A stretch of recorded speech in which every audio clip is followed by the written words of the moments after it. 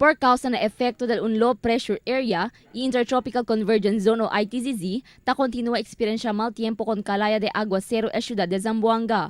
Asegun con la chief meteorologist del Pag-asa Maribel Enriquez, por causa na LPA y ITZZ, posible este crea ipo-ipo na kwantos lugar, especialmente aquel mga tornado prone area como alina barangay de Sangali.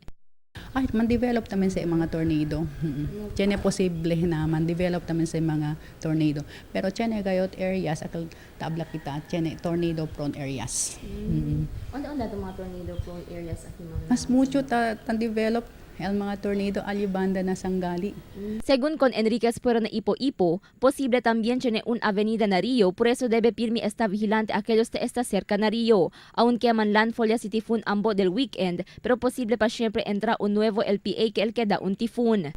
Hindi man kita man directly affected con el LPA, pero tan affect kita con el ITZZ, kay basta atya kita ITZZ, amo sa tadali ka naton mucho ulan, pati el LPA, el effect ka naton, ta asele fuerte el southwest monsoon.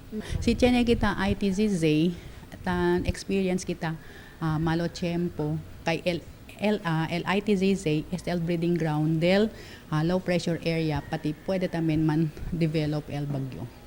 Según na Pag-asa talina 20 tifun el posible entra na Philippine Area of Responsibility este año.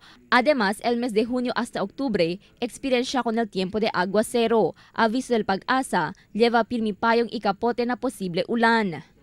Crystal Almonia, Dateline Zamboanga.